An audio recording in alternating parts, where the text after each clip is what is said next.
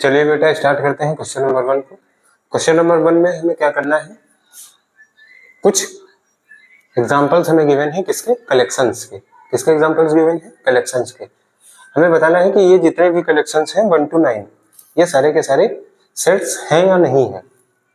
अगर ये सेट्स हैं तो हमें इसका रीजन जस्टिफाई करना है, और अगर ये सेट नहीं है तो इसका भी रीजन क्या करना है, जस्टिफाई करना है। अब किसी भी एक्सरसाइज के सॉल्यूशंस को करने से पहले एक सिंपल सी एडवाइस है कि आप उस एक्सरसाइज के इंट्रोडक्शन पार्ट को अच्छे से कवर कर लीजिए। अब इसका रीजन क्या है, इसका रीजन बेटा सिंपल सा है। अगर आपने एक्सरसाइज के इंट्रोडक्शन को अच्छे से कंप्लीट कर लिया है तो एक्सरसाइज में जितने भी कॉन्सेप्ट यूज हो रहे होंगे, ठीक, उन सारे कॉन्सेप्ट को आप ऑलरेडी पहले ही पढ़ चुके हैं। तो यहाँ पे जब हम लोग उन क्वेश्चंस में कॉन्सेप्ट को अप्लाई कर रहे होंगे तो सारे के सारे क्वेश्चन आपको तुरंत से अच्छे से समझ में आ जाएंगे। अदरवाइज डायरेक्ट सॉल्यूशन करने से एक लॉस ये होता है कि हमें कॉन्सेप्ट जो है वो थोड़ा देर से समझ में आते हैं। बट अगर आपने इंट्रोडक्शन पार्ट को अच्छे से कंप्लीट कर लिया है तो जितने भी क्वेश्चंस करेंगे आपको सारे के सारे कॉन्सेप्ट पहले से ही पता है, आप तुरंत उन क्वेश्चंस को 2 मिनट में सॉल्व कर देंगे। ठीक, तो आई होप नेक्स्ट टाइम जब भी आप क्या करेंगे, एक्सरसाइज सॉल्यूशंस को देखेंगे तो उससे पहले जाके एक बार इंट्रोडक्शन वाले पार्ट को अच्छे से क्लियर कर लीजिएगा। ठीक, चलिए स्टार्ट करते हैं किसे, क्वेश्चन नंबर 1 को। पार्ट नंबर 1 में क्या है, the collection of all the months of a year beginning with the letter J. अब आप सभी को पता है कि एक साल में कितने मंथ्स होते हैं, टोटल 12 मंथ्स होते हैं। हमें उन मंथ्स को लेना है जो कि किससे स्टार्ट होते हैं, जे से। अब जे से स्टार्ट होने वाले मंथ्स कौन से हैं, सबसे पहला तो जनवरी ही हो गया, फरवरी, मार्च, अप्रैल, मई, जून। जून के बाद जुलाई, अगस्त, सितंबर, अक्टूबर, नवंबर एंड दिसंबर। दैट मीन्स टोटल 12 मंथ्स में से केवल यही 3 मंथ्स ऐसे हैं जो कि कौन से लेटर से स्टार्ट हो रहे हैं, जुलाई से। अब ये तो कलेक्शन आ गया। अब हमें बताना है कि ये कलेक्शन जो है वो सेट होगा या नहीं होगा। अब इंट्रोडक्शन पार्ट में हमने देखा था कि सेट की डेफिनेशन क्या थी। सेट की डेफिनेशन बेटा ये थी, सेट क्या होता है, ऑब्जेक्ट्स का वेल डिफाइंड कलेक्शन होता है। कैसा कलेक्शन होता है, ऑब्जेक्ट्स का वेल डिफाइंड कलेक्शन होता है। तो देखिए ये जनवरी, जून और जुलाई जो आए हैं, ठीक, ये हमारा कलेक्शन आया है। हमारा कलेक्शन था क्या, हमारा कलेक्शन था उन सारे मंथ्स का कलेक्शन जो कि जे से स्टार्ट होते हैं। अब बेटा ये क्वेश्चन आप जाके दुनिया में किसी भी आदमी से पूछिए जाके, सबके आंसर यही सेम आएंगे। दैट मीन्स ये एक ऐसा कलेक्शन है जिसका definition person to person change नहीं होगा। अब अगर इस कलेक्शन की definition person to person change नहीं होगी, दैट मीन्स ये जो कलेक्शन होगा किसकी कैटेगरी में आ जाएगा, वो सेट की कैटेगरी में आ जाएगा। ठीक, तो ये क्या हो जाएगा, ये हो जाएगा हमारा सेट। तो yes this is set because, अब इसका रीजन क्या होगा, because it is well defined. ये अच्छे तरीके से डिफाइन किया गया है और इसकी definition person to person vary नहीं करेगी, चेंज नहीं करेगी। उसके बाद आइए सेकंड कलेक्शन पे, क्या है, the collection of 10 most talented writers of India. India के 10 मोस्ट टैलेंटेड राइटर्स का कलेक्शन है। ठीक, अब इस क्वेश्चन को आप 4 लोगों से पूछिए, केवल 4 लोगों से। किसी को जो राइटर्स पसंद होंगे, हो सकता है उनको मुंशी प्रेमचंद अच्छे लगते हो सकता है उनको हजारी प्रसाद द्विवेदी अच्छे लगते हो सकता है उन्हें महादेवी वर्मा अच्छी लगती हो। ठीक, सबकी चॉइसेस क्या रहेंगी, अलग अलग रहेंगी। दैट मीन्स ये जो कलेक्शन होगा उसकी जो डेफिनेशन होगी वो पर्सन टू पर्सन क्या करेगी, चेंज करेगी। ऐसा कोई राइटर हो सकता है जो मुझे पसंद है बट वो आपको पसंद नहीं हो सकता है। दैट मीन्स ये जो हमारा कलेक्शन होगा, ठीक, वो क्या होगा, वो सेट नहीं होगा। तो हम लोग इसका आंसर क्या लिखेंगे, नॉट अ सेट।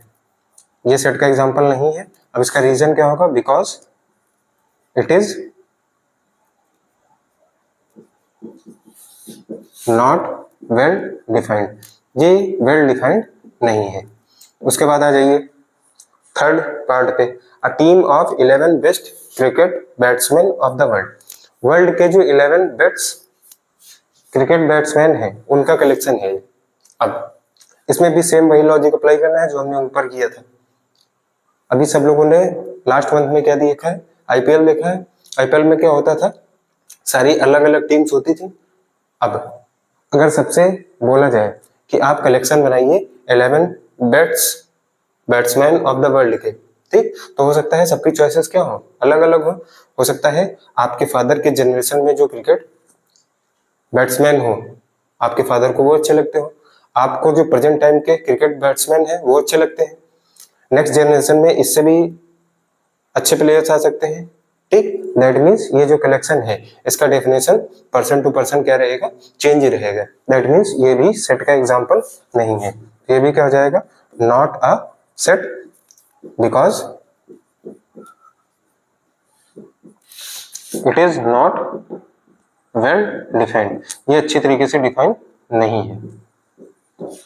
उसके बाद आ जाइए फोर्थ पार्ट पे, the collection of all boys in your class. लेट से आप लोग कौन सी क्लास में पढ़ रहे हैं, क्लास 11th में पढ़ रहे हैं। आपकी क्लास में टोटल स्टूडेंट्स कितने हैं, 60 हैं। कितने हैं, 60 हैं, ठीक। 60 में क्या है, 40 आपके क्या है, बॉयज हैं, और गर्ल्स कितनी हैं, 20 गर्ल्स हैं। अब स्कूल में किसी भी बच्चे से पूछा जाए कि बताओ बेटा 11th क्लास में कितने बॉयज हैं, तो सबका आंसर क्या रहेगा, सेम ही तो रहेगा। सबका आंसर क्या रहेगा, सेम ही तो रहेगा, 40 ही रहेगा। दैट मीन्स ये जो आपका कलेक्शन होगा, मतलब आपकी क्लास के बॉयज का कलेक्शन, ये कैसा कलेक्शन होगा, ये एक वेल डिफाइंड कलेक्शन होगा, और इसीलिए ये किसकी कैटेगरी में आएगा, ये सेट की कैटेगरी में आएगा। इसका आंसर क्या होगा, yes it is a set, it is a set. अब इसका रीजन क्या होगा, because it is well defined, ये वेल डिफाइंड है। उसके बाद आ जाइए पार्ट नंबर 5 पे। पार्ट नंबर 5 में क्या है, the collection of all natural numbers less than 100। 100 से छोटे जितने भी नेचुरल नंबर्स हैं उन सबका कलेक्शन है, ठीक। तो इस कलेक्शन में क्या आएगा, 1 2 3 4 डॉट डॉट डॉट। 100 से छोटे का मतलब 99 तक आएगा। अब ये क्वेश्चन आप दुनिया में किसी भी पर्सन से पूछे, सबका आंसर क्या आएगा, सेम आएगा। दैट मीन्स ये जो कलेक्शन होगा ये क्या होगा, ये सेट होगा। Yes it is a set. अब इसका रीजन क्या होगा, because it is well defined, ये अच्छी तरीके से डिफाइन किया गया है। Part number 6, the collection of novels written by writer Munshi Premchand. ये एक कलेक्शन है। अब ये कलेक्शन किसका है, मुंशी प्रेमचंद जो राइटर है, उन्होंने जितनी भी नॉवेल्स को राइट किया है। अब बेटा देखिए ये क्वेश्चन आप दुनिया के किसी भी पर्सन से पूछे, सबका आंसर क्या आएगा, सेम ही आएगा। क्यों, क्योंकि मुंशी प्रेमचंद जी ने एक पर्टिकुलर सेट ऑफ नॉवेल्स को ही लिखा है। मान लीजिए उन्होंने 50 नॉवेल्स को लिखा है, ठीक। तो आप ये क्वेश्चन जिससे भी पूछेंगे वो क्या करेगा, वो उन 50 का ही एग्जाम्पल देगा। यहाँ पे सारे के सारे कलेक्शन की बात हो रही है, बेस्ट या मोस्ट लाइक्ड की बात नहीं हो रही है। उन्होंने जितनी नॉवेल्स लिखी हैं उन सारे नॉवेल्स की बात हो रही है। तो लेट्स से अगर उन्होंने 50 नॉवेल्स लिखी हैं तो सब लोग आंसर क्या देंगे, 50 तो देंगे। मुझसे पूछा जाए तो मैं भी क्या बोलूंगा कि मुंशी प्रेमचंद ने टोटल 50 नॉवेल्स राइट की हैं। आपसे अगर पूछा जाएगा तो आप भी उसका आंसर क्या देंगे कि हाँ मुंशी प्रेमचंद जी ने 50 नॉवेल्स ही राइट की हैं।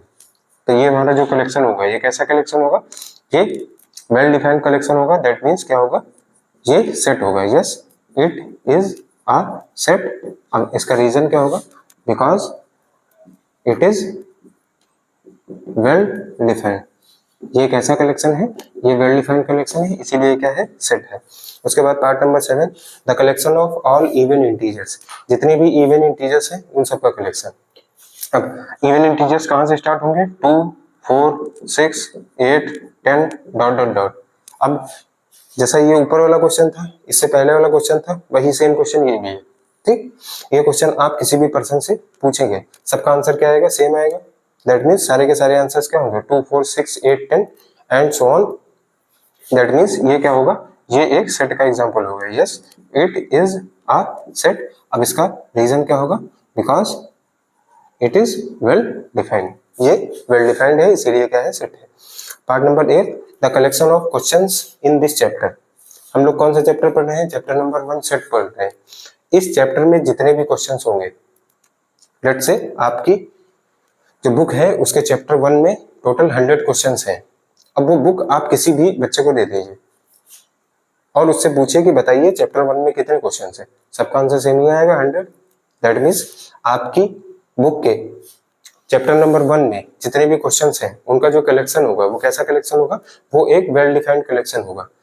और जो वेल डिफाइंड कलेक्शंस होते हैं उन्हें हम लोग क्या बोलते हैं, उन्हें सेट बोलते हैं। तो यस, इसका भी आंसर क्या आएगा, yes it is a set. उसका रीजन क्या होगा, because it is well defined. ये अच्छी तरीके से डिफाइन किया गया है और जो कलेक्शन वेल डिफाइंड होता है उसे हम लोग क्या बोलते हैं, सेट बोलते हैं। लास्ट पार्ट हम लोगों का क्या है, the collection of most dangerous animal of the world. अब ये जो क्वेश्चन है ये बहुत ही इंटरेस्टिंग क्वेश्चन है, ठीक। इसमें क्या करना है, हमें दुनिया के जितने भी डेंजरस एनिमल्स हैं उनका जो कलेक्शन है हमें बताना है कि वो सेट होगा या नहीं होगा। अब यहाँ पे हम लोग जेंडर स्पेसिफिक नहीं है बिल्कुल भी। गर्ल्स को जनरली क्या होता है, जो इंसेक्ट वाले एनिमल्स होते हैं उनसे क्या लगता है, डर लगता है। फॉर एग्जांपल गर्ल्स को कॉकरोच से डर लगता है। गर्ल्स को किससे डर लगता है, कॉकरोच को। जबकि बॉयज को क्या होता है, कॉकरोच से डर नहीं लगता है। बॉयज को कॉकरोच से डर नहीं लगता है जबकि गर्ल्स को कॉकरोच से डर लगता है, ठीक। अब हो सकता है किसी को शेर से डर लगता हो, किसी को शेर से डर नहीं लगता हो। जैसे आपने बहुत सारी वीडियोस में देखा है कि लोग क्या करते हैं, शेर के साथ खेलते रहते हैं। जबकि कुछ लोगों को क्या होता है, जैसे ही वो शेर को देखते हैं तो उनकी हालत खराब हो जाती है। दैट मीन्स दुनिया के जो मोस्ट डेंजरस एनिमल्स हैं, ठीक, उनका जो कलेक्शन होगा वो पर्सन टू पर्सन चेंज होता रहेगा। किसी को बैल से डर लगता है बट किसी को बैल से डर नहीं लगता है। किसी को कुत्ते से डर लगता है, किसी को कुत्ते से डर नहीं लगता है, ठीक। तो ये जो कलेक्शन होगा ये क्या होगा, नॉट अ सेट। अब ये नॉट अ सेट है और इसका रीजन क्या होगा, because it is not well defined. ये अच्छी तरीके से डिफाइन नहीं है, इसीलिए कलेक्शन जो है वो हमारा सेट की कैटेगरी में नहीं आएगा। आई होप क्वेश्चन नंबर 1 सभी को क्लियर हो गया होगा। चलिए बेटा स्टार्ट करते हैं क्वेश्चन नंबर 2 को। क्वेश्चन नंबर 2 में हमें क्या गिवन है, एक सेट गिवन है 1 2 3 4 5 6। इस सेट के अंदर टोटल कितने एलिमेंट्स हैं, 6। अब हमें क्या करना है, ये जितने भी पार्ट गिवन है सब में आप देख रहे होंगे ये स्पेसेस है। इन स्पेसेस पे हमें क्या करना है, इंसर्ट करना है किसको, ये फर्स्ट सिंबल है और ये सेकंड सिंबल है। ये फर्स्ट सिंबल है, ये किसका सिंबल है, बिलोंग्स टू का। ये सिंबल किसका है, डज नॉट बिलोंग टू का सिंबल है। अब क्वेश्चन 2 को करने से पहले आप जाके एक्सरसाइज जो 1.1 है उसके इंट्रोडक्शन को जरूर कंप्लीट कर लीजिएगा। वहां पे हम लोगों ने कॉन्सेप्ट ऑफ बिलोंग्स टू को डिस्कस किया है कि कब कोई एलिमेंट जो है वो सेट को बिलोंग करेगा या कब कोई एलिमेंट सेट को बिलोंग नहीं करेगा। फिर से ये देख लीजिए क्या होता है, ये सेट है, इसके अंदर 1 2 3 4 5 6 टोटल एलिमेंट्स है। अगर एलिमेंट इस सेट के अंदर है तब वो बिलोंग करेगा, ये वाला साइन आएगा। अगर इस एलिमेंट के अलावा कोई भी एलिमेंट आ रहा है तो वो इस सेट को बिलोंग नहीं करेगा और वहां पे क्या आएगा, ये वाला सिंबल आएगा, डज नॉट बिलोंग टू का। अब देखिए 5 एलिमेंट ए में, सॉरी 5 सेट ए में है, तो देखिए बिल्कुल 5 सेट ए में है तो हम लोग कौन सा सिंबल यूज करेंगे, बिलोंग्स टू का। क्या रीड करेंगे, 5 बिलोंग्स टू सेट ए। यहाँ पे देखिए 8 इस सेट ए के अंदर है, 8 इस सेट ए के अंदर नहीं है तो हम लोग क्या राइट करेंगे, 8 does not belong to set A. 0 इस सेट के अंदर है तो 0 इस सेट के अंदर नहीं है, that means 0 does not belong to set A. फिर 4 है तो 4 बिलोंग्स टू सेट ए क्योंकि 4 यहाँ पे है। 2 बिलोंग्स टू सेट ए तो yes 2 belongs to set A. उसके बाद 10 बिलोंग्स टू सेट ए, देखिए इस सेट ए के अंदर कहीं पे भी 10 नहीं है तो 10 does not belongs to set A.